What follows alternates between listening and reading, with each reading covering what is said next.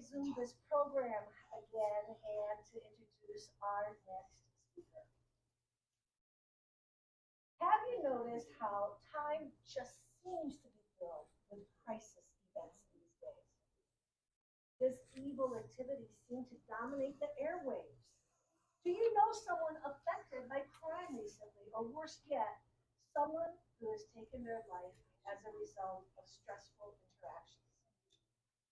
Listen today to understand why having a prepared plan of action for emergencies of all types makes for easier real-time action. Also, you learn tips to be mentally aware yourself and be able to recognize others struggling in a time of emergency or stress because you prepared ahead of time. Life depends on it. Let's welcome our next speaker, Jayne Miller. Prepare and be aware. Prepare and be aware, Jayne Miller. Jayne, welcome.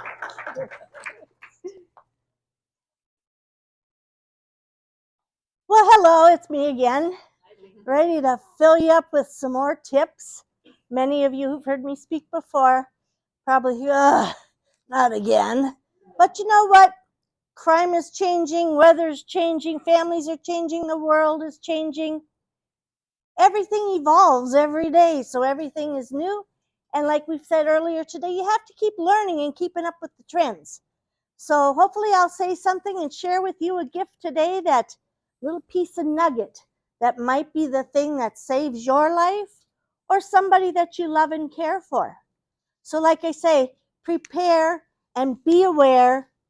A life depends on it. It might not be yours, but it might be somebody that you love.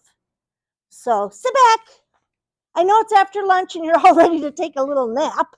So I hope I can keep your attention a little bit today in sharing some new information that you may not know or may not have heard of yet.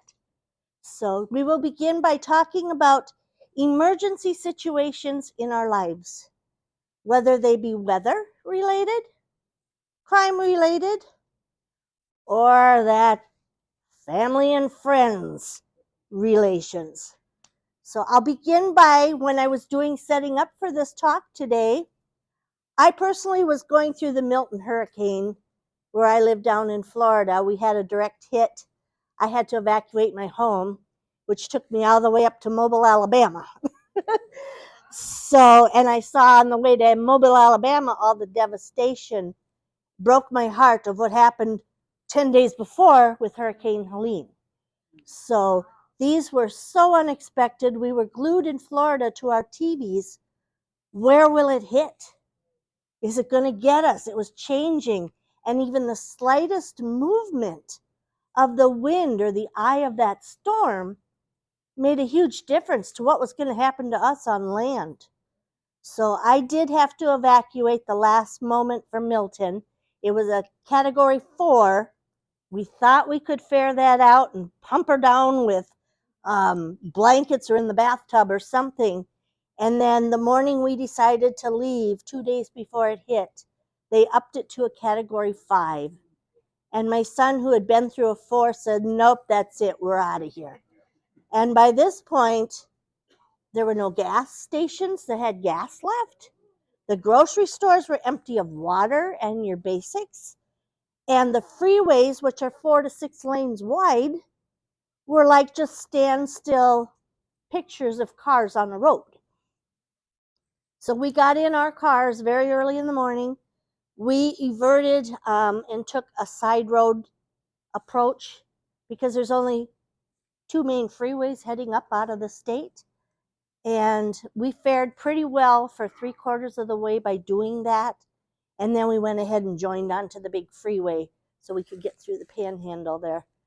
But it was frightful, something we weren't expecting, even though, yeah, we had like maybe a couple days, a week's notice to hurry up and try and prepare. So I just want to share, you don't know what's going to happen. Here you could have a blizzard unexpectedly. That's why I left here, by the way. I just couldn't deal with that anymore. So I traded it for snow to water and wind. So, you have to think ahead and have stuff on hand. Like I say, the grocery stores were pretty much emptied out of your basics, your waters, your milks, your breads. And so you want to have, in an emergency situation, they urge you to have, whether it be any kind of weather, to have a good stock, number one, water. 1 gallon per day per person is recommended, and a good 2 week supply. If you're evacuating, you need at least 3-4 days to have on hand. And so water is very important. So what my family has started doing is buying bottled water in the jugs, the gallons, the big 5 water tank things, and keeping them into like a closet. I put them in a Rubbermaid tub in case they do leak. Plastic will at some point start leaking and breaking down. Found that out too on my carpet. So you want to get these supplies on hand while you can, and then rotate them out. Change them up every couple months. Start drinking those and refill it with some more. When you finish a plastic jug or glass jug of juice, wash it out, fill it with tap water. Set it aside, because not only for drinking and cooking, you're going to need water to wash with, maybe to rinse out the socks and undies when there's no water. So you want, that's very vital, and I can't stress enough, get stocked up with some water. And then next, I would say get stocked up on some food, non-perishable foods. Go get your beef jerkies, your cans of tuna, cans of chicken, canned foods that preferably have those pop tops on top. Those are easy in a pinch to get them open.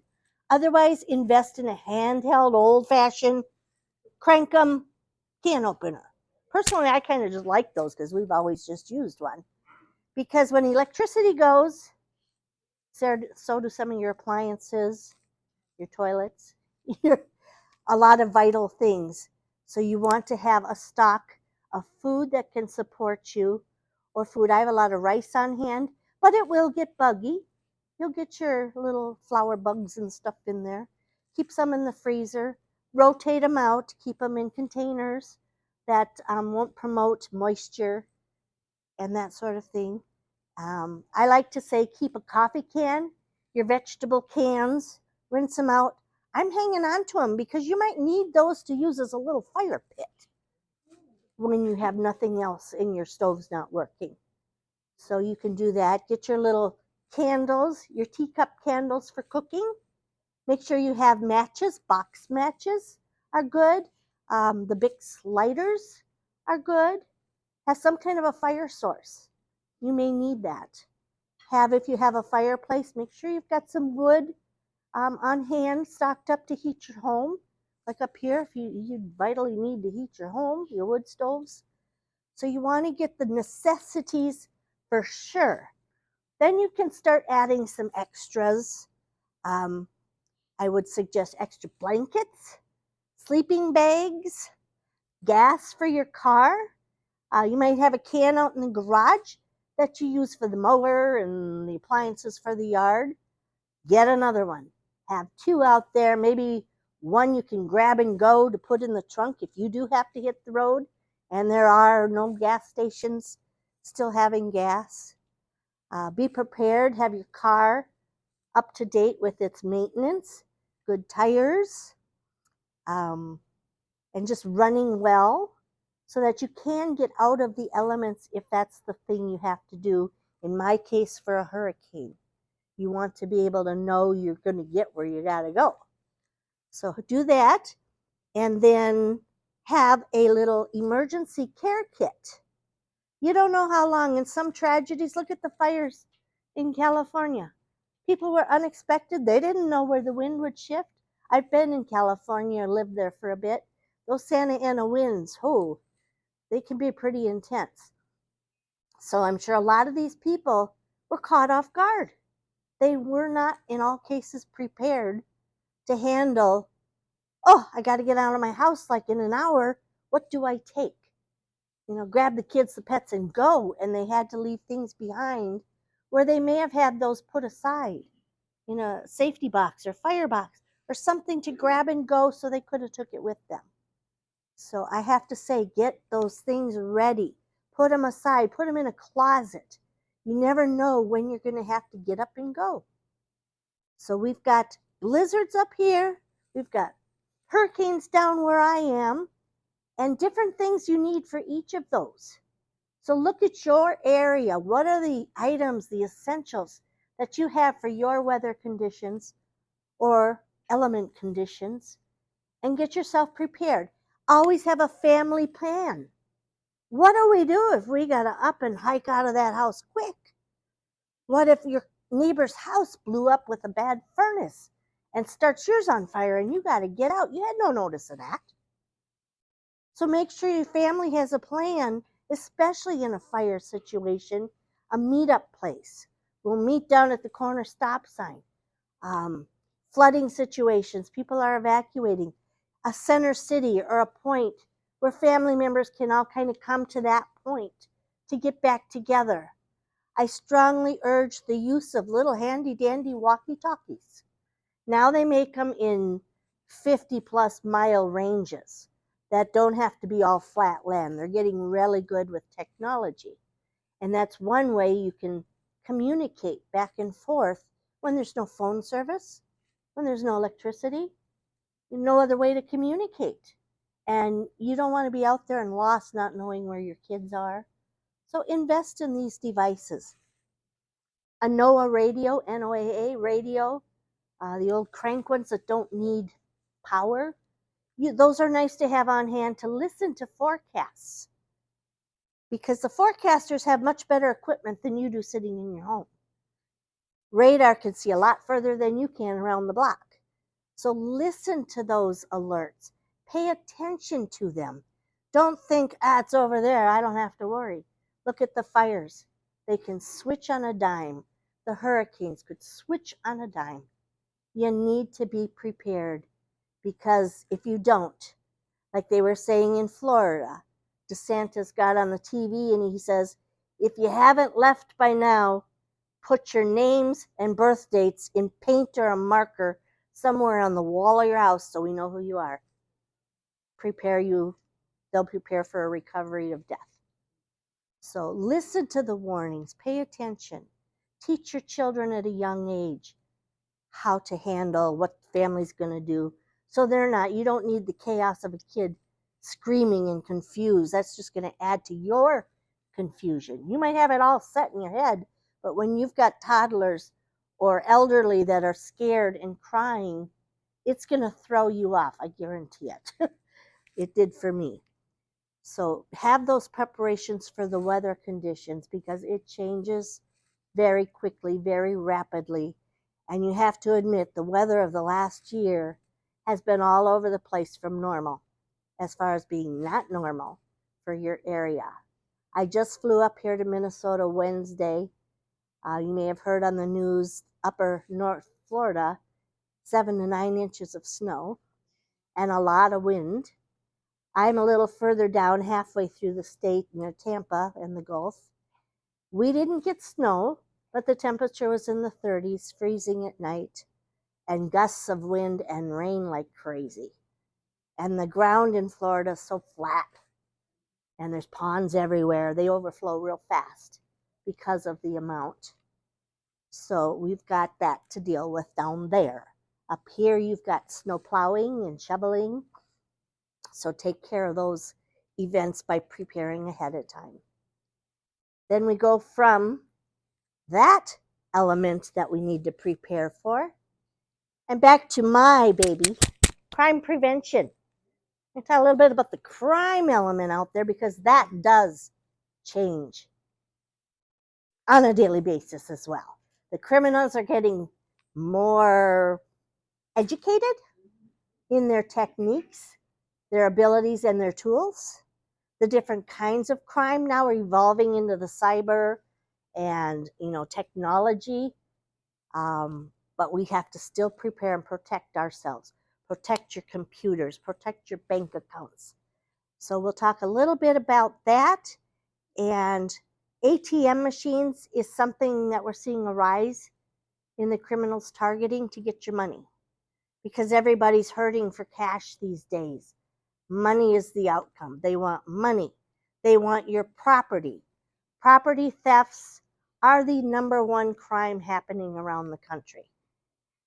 Your serious crimes, your murders, rapes, home invasions when you're there, those are down further on the list. It's the property crimes. Quick, fast, yet they get what they want, the money. And if nothing else, they can take off with your goods and be gone before you even know they've hit. So you want to be aware of your finances. And when you go to those ATM machines, always make sure nobody's around you, lurking around, a truck parked off to the side. At night, you go through a lot of them that have a drive-through ATM. And I, in my own Wells Fargo, went to use it one night, and there was a truck just kind of not in that stall, but over a couple, just kind of sitting there. And he had dark windows on his truck, and you could tell there was a passenger in there as well. Often they will work in a buddy system: distraction, getaway driver, and assailant. So I just kind of kept driving around the block. And I thought, I'll come back in 5 minutes, see if that truck is still there. And if you do have to go to a walk-up one in the bank lobbies, always protect what you're putting in that machine. Guard it. Put your body in front and kind of over so nobody behind you is seeing what passcodes you're punching in. Because then they can throw you aside with your card still in the machine and know that you've put in the code, or they can retry it and now take your money out and get you, they're gone.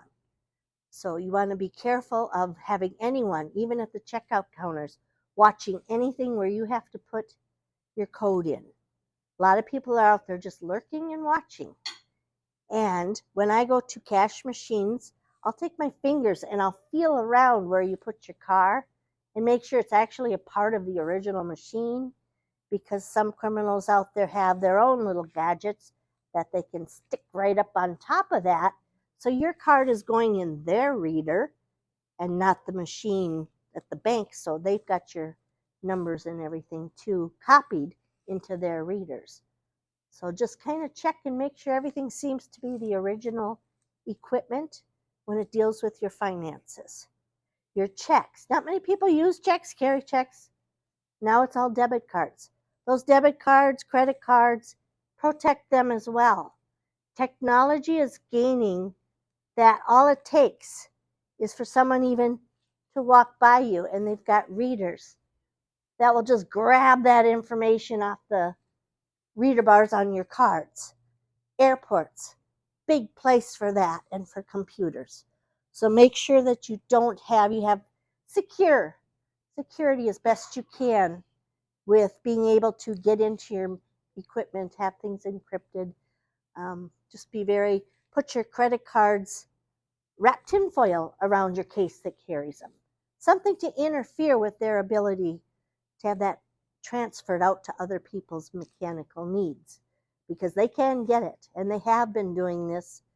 I learned about it when I worked at the police department in 1999, how they were doing these things. A car could drive by an open office curtain up in an office building with the computer facing the street and have the information off of that computer just by slowly driving by. Military's been knowing all this for the longest time. When you see those movies on TV, if you see it on TV, you know it's actually probably happening in the United States. So when they show that helicopters can look into your home, it's happening. That is something they are able to do.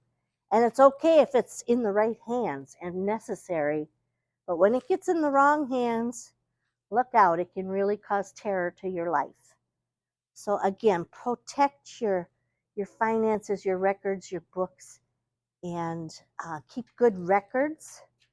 For security's sake, because theft of property is the biggest crime out there, take a ledger, go around your house, or even a video if you still use one of those, and just take a picture of all your stuff.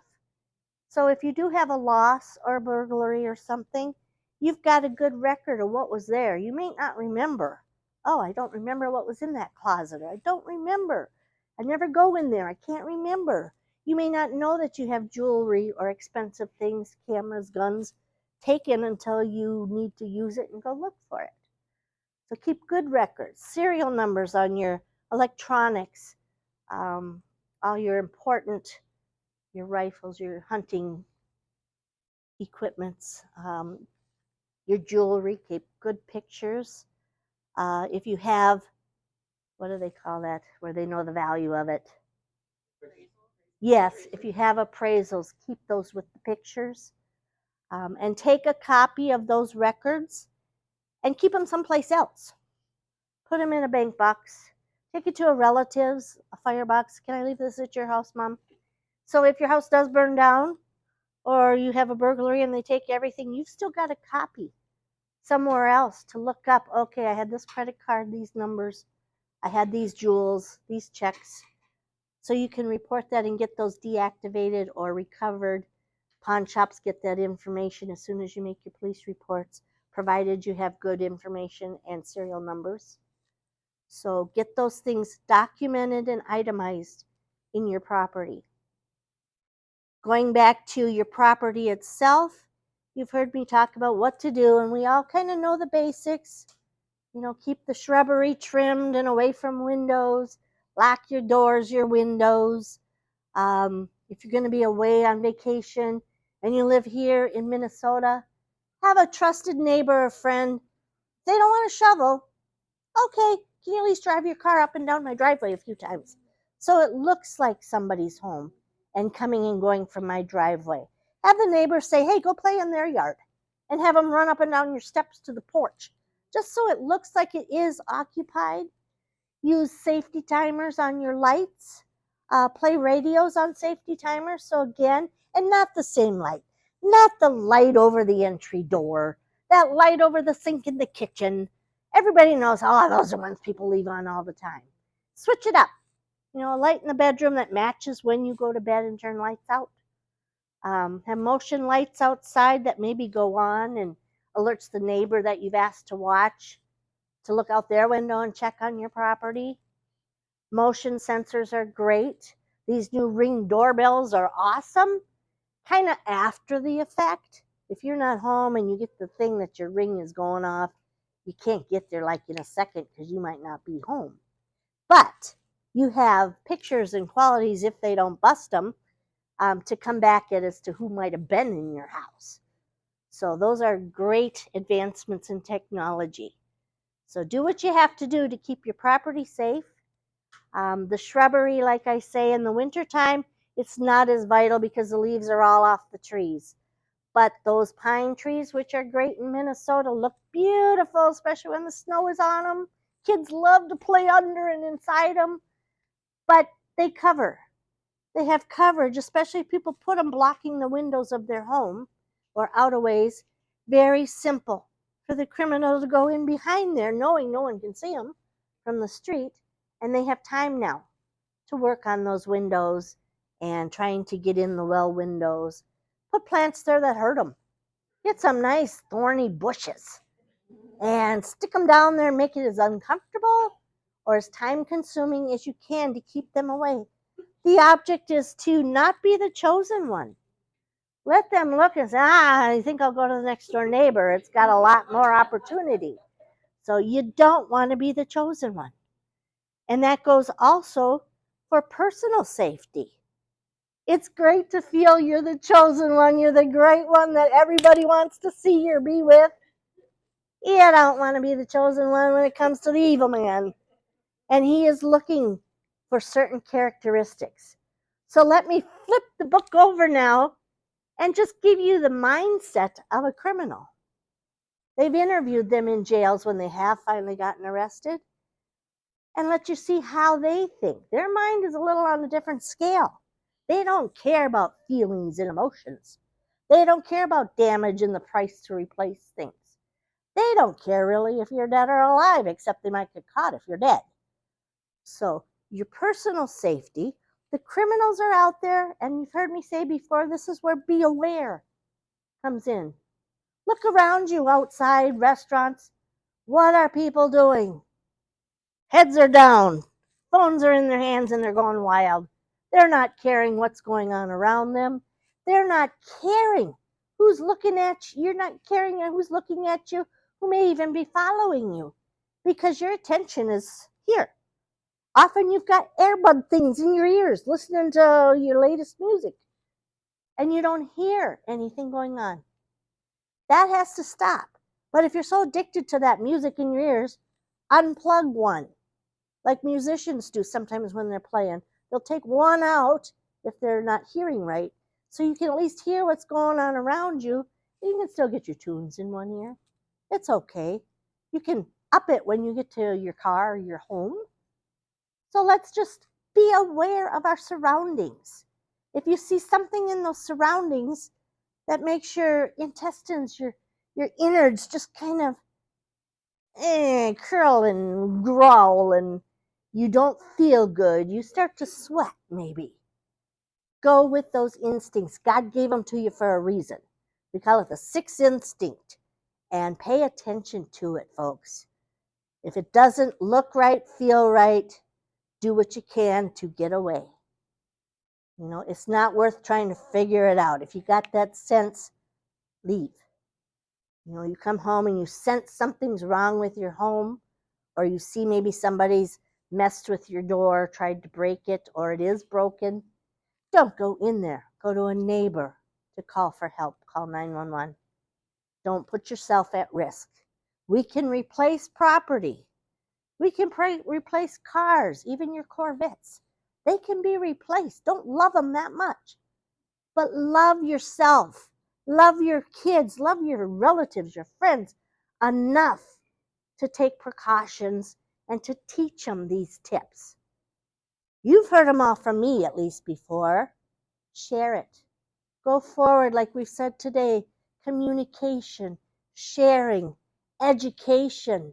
Let others know the tips and tools for their safety. Why? Because you love them. You don't have to love everybody. You don't even have to love that neighbor that never shovels your driveway when you need it. But you have to care enough about the human species and people, because it is love, like we've said before, I believe will change the world. Get rid of the hate and love more. And when it comes to personal safety, you can't love enough when you see somebody in danger. Keep your eyes open, looking around. If you see the criminal, his mind is saying seize the opportunity. They're not looking. They're paying attention to something else. Seize the opportunity. That purse is barely hanging off her arm over here, and it's got a nice long strap on it. So the criminal is thinking, I can go past her, grab that. Her resistance will be very low because she's not expecting it. That purse will slip right off and they're gone. Usually they'll go out of sight, rifle through it, look for your credit cards, your money, anything of value, and pitch your purse in the next garbage dumpster or down a ditch. And you're out everything, and it only takes seconds. They say for personal safety, personal space, you can be grabbed and taken in 20 seconds time from car to driving away. They only need that little amount of time out of the car, grab a kid, back in the car, and down the block. 20 seconds. And it's getting shorter, I'm sure, with their expertise on how to do it the fast they can. So personal safety. You want to be aware of your surroundings at all costs. You want to be prepared. How do we be prepared when we don't know something's going to happen? You have things on you that can help you gain time to get away from an assailant, an attacker. I put some little whistles on everybody's table. Simple, but very effective. These are even better for Minnesota because they were made in plastic, so your lips don't stick to the metal in the winter. So please, if you've got one or you don't feel comfortable with it, kids like these bright colors. Make sure they have one if they're going out to the park or the ball field. Put it in their pockets. Girls, have it in your purse. They don't blow them all now, please. It might bother our staff out there. But they are loud enough to grab somebody's attention to see who's blowing that or why would they be blowing a whistle. They are going to look. That's the key. We want to get someone's attention to come and help you. So have your whistles, have your pepper spray and the mace canisters. They're cheap. They're at $10-20 at the store. Target carries them. I personally would prefer gel, pepper gel. Comes out in a stream, like that silly string stuff that kids have. The spray is a spray. It'll come out like an aerosol spray. So then you're dealing with weather elements. Don't be upwind and blow that. It's going to come right back at you, and you will suffer. It does burn. You will cry. You will have to cover your eyes or fall to your knees. That's the point for the criminal. We want them to do that so you can get out of the way. So you can get that. Be careful traveling at airports and stuff. Look at your state for where you're allowed to have those things, combustibles and that. I will tell you the pepper spray containers, mostly in the stores, about this big. They have about a 20-second sprayability. So they're kind of a 1, maybe 2 time use. They don't hold a lot. You can't stand there till they get close enough to affect them. That is one that you have to almost be close enough to engage it. It'll go maybe 10, 12 feet. When you do buy it, spray it just so you know how far the stream in that can, because it depends on the propellant they've used. And it's the propellant that will go bad and make it not work as time goes by. So check it, but don't take it too long because you'll use up all the product in it. So have those on hand. Again, I say watch the weather when you are using it. Also know that close contact, if it's hanging off your purse, a criminal may turn it around and seize an opportunity. Excuse me, I can grab that and then they can use it on you. So you have to know, how to get it, how to use it quickly for your benefit, not theirs. Some of them have little safety buttons on them so they can't be released if a kid, they're usually a secret way to push a button for pressure, that they can't make it come out. So that's another thing. Your car keys, most of them are fobs now, but I know I have a couple other keys hanging off of there. When you're coming out to go to your car, you can hold that fob, but you can weave those other keys sticking out through your fingers.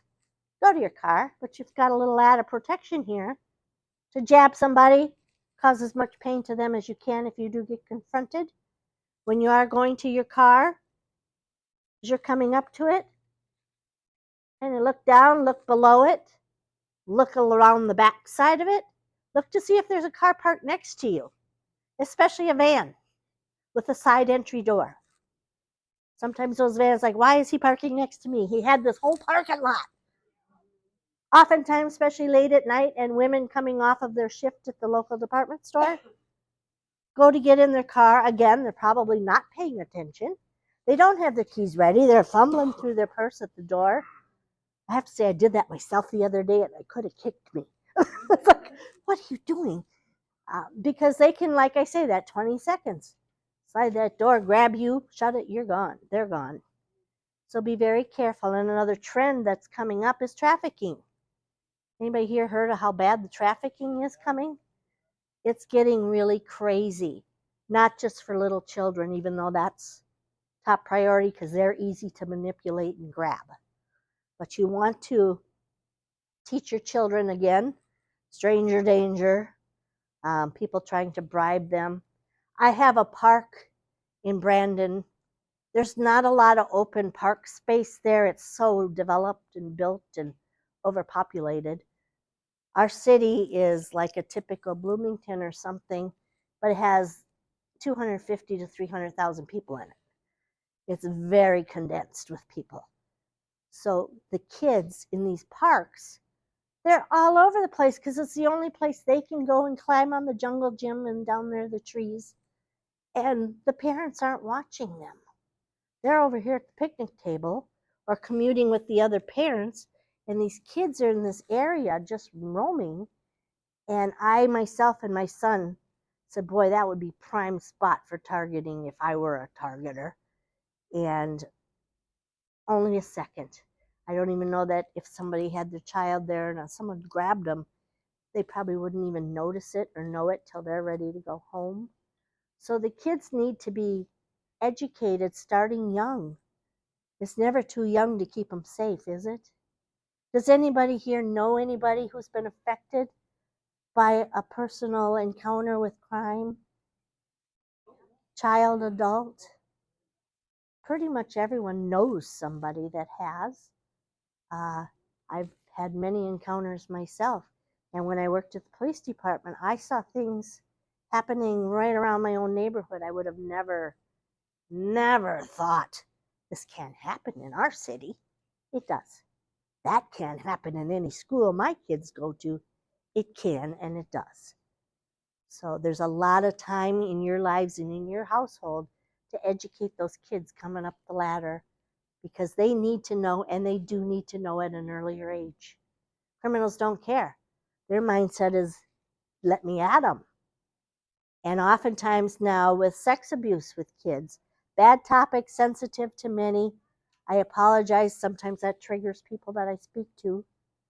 But you have to be their mindset of that abuser, the perpetrators, is it may happen over time, often with somebody the children know. So watch for the signs that they're being groomed. They may be giving them presents and saying, don't tell mom you've got it. Hush, hush. Don't tell mommy we're special friends. They want to befriend these kids so that they gain their trust. And then they take it step by step to see how far they can get with this child before the abuse actually happens. And it's a crime. It's sad. My son was sexually abused at 6, 7 years old. Destroyed his, sorry. It destroyed our family, destroyed his life, turned him into doing things with bad kids, and he spent a lot of time in juvenile detention. He now has changed. He's better. He knows. That's one topic he won't talk about. He said, it's in the past, Mom. I just want to forget it. And he has blocked out what had happened to him. So I didn't know, and it was many years before I knew. I even took him to the doctor because he was constipated to the point of being sick, turning white, almost fainting. Took him to the doctor for it. They asked me, has your child been sexually abused? And I said, no, he's fine.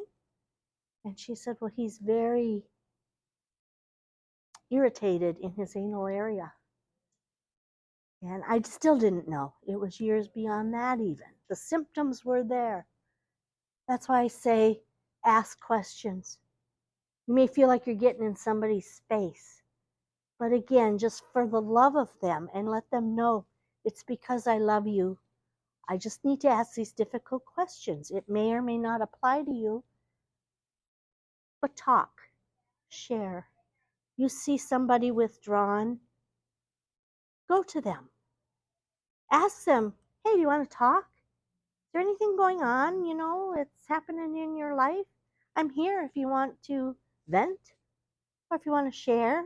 Sometimes they don't need to talk, they do need to talk. You don't have to feel you have to have an answer or a solution. Sometimes they just want somebody to listen. So that's why I say family crises can be just as traumatic and invasive to a person as the crimes out there. So talk. You see someone withdrawn? Go ask them to join you at their table. Tell the kids if you see a kid lonely at school at the lunch, go over and say hi. That's the good thing to do. We all have hearts. We all need to use them a little more than we've been. Teach them compassion. You don't have to love everybody, but to accept and be kind doesn't take much, and it's free. So look for those people that maybe you can tell something's off in their world. Maybe it's somebody you do know, but you've seen their behavior change a bit and they aren't talking. Don't be afraid to ask. Don't be afraid to ask. I don't know if you heard on the news about the young musician Liam Payne. He was with that boy band, One Direction. He struggled a lot with mental illness. And his friends all now post effect of his death have all said, I wish I would have talked to him more. I wish I would have asked him one last time, are you okay? They could tell things were off at times. Very, very, and Liam himself said, I can hide my pain a lot. I'm very good at hiding what I'm going through. So don't be afraid. You can't wait till it's too late. If you see something like that, reach out. Again, just listen if you have to.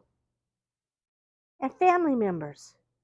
Anybody in here have family members that don't get along?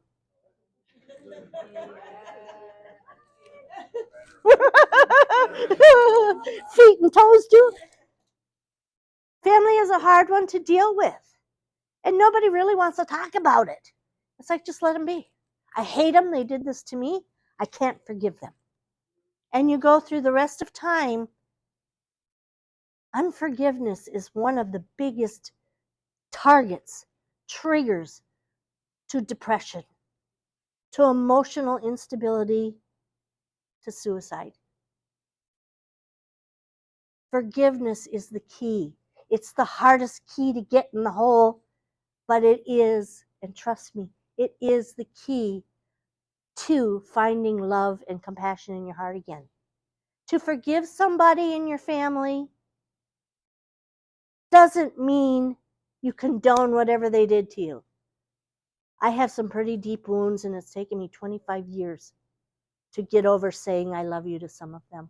I still can't to a few, and I've asked God, come into me. You got to get in my heart and change it, soften it so that I can accept what they did to me. So just forgive. You don't want to carry that grudge. It doesn't make you feel good. It feels heavy, ishy. Once a good priest from Uganda, or what is it, Uganda, Chris? Rwanda. He was in the genocide over there. His whole family was slaughtered. His whole community was slaughtered. They came in and massacred them all. And Father Ubald escaped in the night through the jungles to get away from it all. And he spent the rest of his life, he died of COVID, but he spent the rest of his life teaching people to forgive. And I heard him many times. And that is what made my heart change. If he could do it, he took the children of the man that killed his parents and raised and supported them through college as a sign that wasn't their fault, as a forgiveness to what had happened, and that he wouldn't carry that hatred to that family for killing his folks. It didn't mean what they did was okay. And it doesn't mean that what they did, you have to forget. Forgiving does not mean forgetting. A lot of people think, well, if I forgive them, that means what they did is okay. No, it is not. It's long ago, and I share personal because that seems to be what gets people to remember. I was raped. I could hate men for the rest of my life, but I choose not to. We all have choices. Not all men are bad. Just the ones I've happened to meet up with. But I have forgiven. Doesn't mean I forgot it. I had to go through some counseling and whatnot, and real prayer and soul searching. I knew the person. So to forgive, and I always thought that, well, that means it was okay and he's getting off for what he did. No, it doesn't. It just means that you're ready to let go of the shame and the pain and that heavy weight that you're carrying around being miserable. I chose not to live that way anymore. By forgiveness, it released me of that.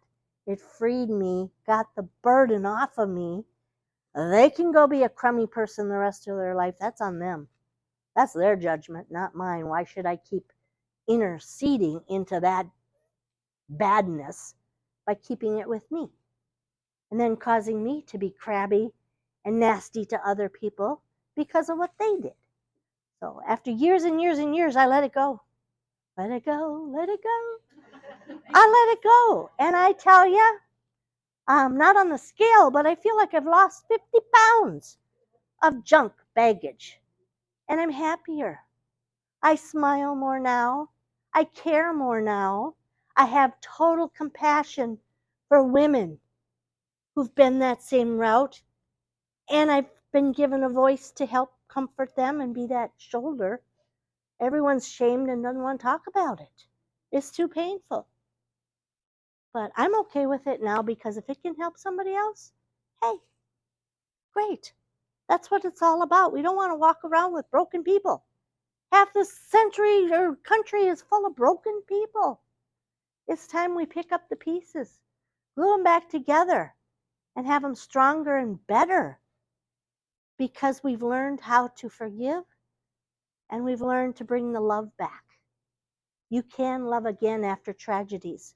You can love again after crisis. So I don't know where I was going with that, but forgiveness. Big, big key, I'd say one of the biggest ones to mental health, depression, and getting through it. Mental health is a very sensitive subject for many. You won't get a lot of people to open up to you. Just try. That's all you have to do is try. You never know. Maybe you're the one person that moment, that day, made them feel comfortable. The words, kind words. We've talked about words all day today. Don't be the words that make somebody going home crying. Don't be the words that put somebody in shame. Actions can do that too. Be of kindness. Be of love and compassion. That will, and I firmly believe it, change this world. If we would put that crap of anger away and learn to be more happy as people. We've said today too, it's a choice. Everyone has a choice. You can choose depression. Not always. Sometimes you have some physical characteristics, but you could try. Well, they say put a smile on your face and it's hard to be depressed. Sometimes depression is because you're living in the past. Anxiety is because you're living in the future. Your peace and calmness can be found in the place, in the moment, in the present. God didn't give you the grace to handle tomorrow yet. Quit trying to jump ahead. Maybe that's not the right solution for your situation. Stay in the present. Educate yourself. If you are depressed, this past year was hard for me too. I also had cancer. Fortunately, surgery was able to fix it. And right now it's gone. So thank you. Thank you for your prayers. But I did spiral down for a while. Maybe Vitalia, you know the feeling. Where you are just at your end, sad, depressed. Nobody understands it because they haven't been through it. And it's painful. So reach out, journal. I found reading and journaling. I love to journal. And I have found journals when I've moved, going back years when I was being treated for Lyme's, and that was a horrible situation. And to think, I thought it was over. I didn't know I'd ever come out of it okay. I was just kind of leaving notes to people to know how bad it was. And I think, wow, I got through that. Hey, look, I got through that. All these years have passed, I'm still standing. Gosh darn it, I'm the weeble that wobbles and never falls down. You didn't punch me, I'll come right back and punch you in the face. So we all got to have that drive to win, to want to go on in life. I encourage everyone when you're depressed, find a hobby. Find something that gives you laughter. Watch a good rom-com movie or old reruns of comedy shows. The 25th anniversary of Saturday Night Live. The 25th one when they had Eddie Murphy and the Coneheads is one of the funniest. Oh Lord, controversy back then, but now watching it back, the funniest shows you could watch. You'll laugh your pants till they're wet. It's hilarious.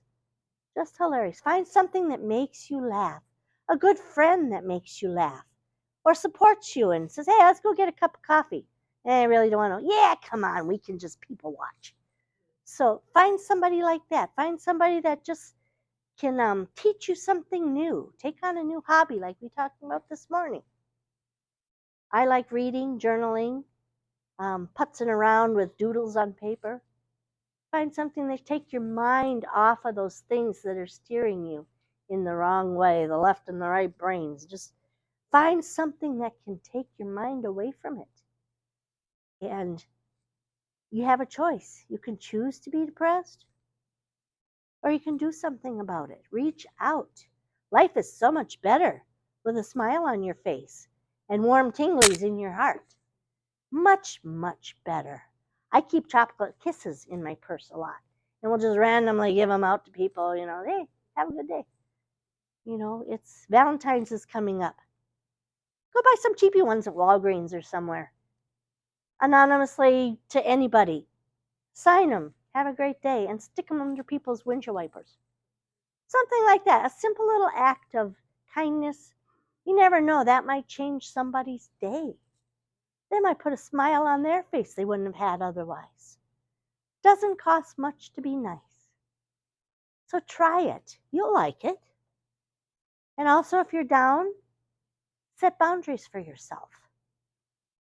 It is good to have some boundaries. Sometimes people push you and push you and push your buttons, and you might be a quiet, timid person that just lets them. They take away, if you have to work and work to please somebody, you've already lost your own integrity. They're not worth it. Move on. I'm going to teach you a word. Babies learn it first. It's one of their first words. It's something we need to learn a little more of. Here's a word that normally is negative, but for your sanity, might be the best word in your vocabulary. No. N-O, no. No means no. No, no, no, no, no. Then you have your really persistent people. No, no, no. 1,000 times No. No. No. No. This is my last word. No. No. Don't be afraid to use it. Set your boundaries. You don't always have to say yes.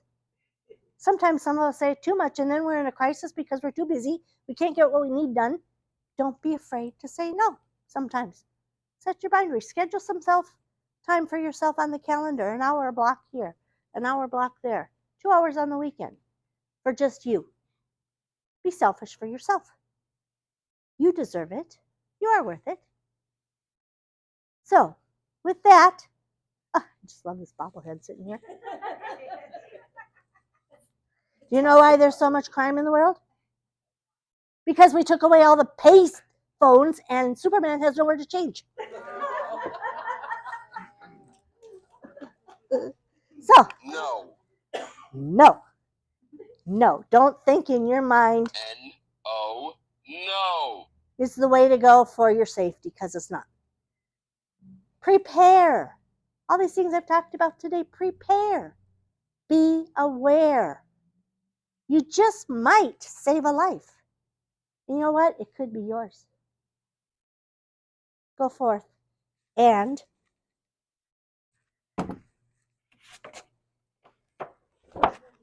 as we close out today with Power Pals, know there is love in my heart for each and every one of you.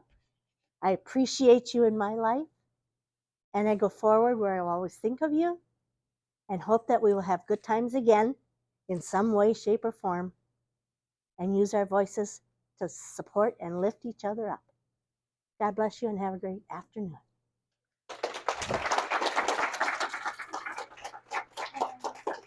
I love you. That was beautiful. That was wonderful. So I